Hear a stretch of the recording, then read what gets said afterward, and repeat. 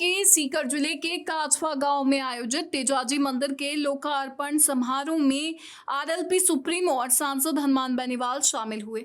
देर रात हुई सभा को संबोधित करते हुए उन्होंने केंद्र सरकार के साथ साथ कांग्रेस और भाजपा के जाट नेताओं पर भी जमकर हमला बोला। सांसद बेनीवाल ने कहा कि अगर हमारे समाज के वरिष्ठ नेता सचिन पायलट के पैर छूते हैं तो मुझे शर्म आती है।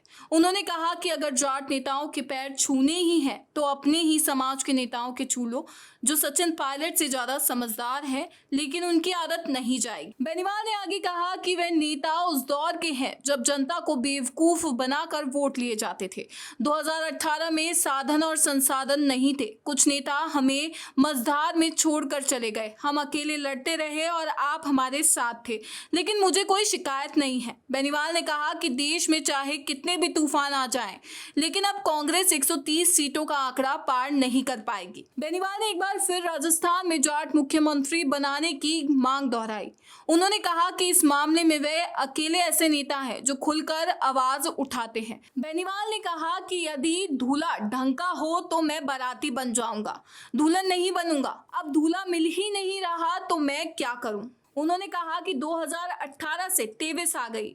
जिनको दूल्हा बनाना चाहते हैं वे 15-15 मिनट में भाग रहे हैं। कभी कहते हैं दूल्हा बनूंगा तो कभी कहते हैं नहीं बनूंगा। 24 घंटे में मंत्री बनने की क्षमता रखने के बावजूद बेनीवाल ने जोर देकर कहा कि उनकी प्राथमिकता मंत्री बनना नहीं बल्कि संतरी बनकर अपनी कौम की सेवा करना है और छोटे भाइयों को सत्ता में भागीदारी दिलाना है। उन्होंने कहा कि उनका लक्ष्य अग्निवीर भर्ती को रद्द करवाना और पुरानी भर्ती प्रणाली को बहाल कराना है, जिसके लिए वह सीकर से एक नया आंदोलन शुरू करेंगे। उनका ये भी कहना था कि वह दिल्ली को चारों तरफ से घेरने के लिए भी तैयार हैं। नागौर सांसद ने जाट समाज के लोगों को एकजुट होने का आह्वान किया। उन्होंने अफसोस जताया कि करोड़ों की संख्या में होने और एक ही डीएनए होने के बावजूद वे आपस में लड़ रहे हैं।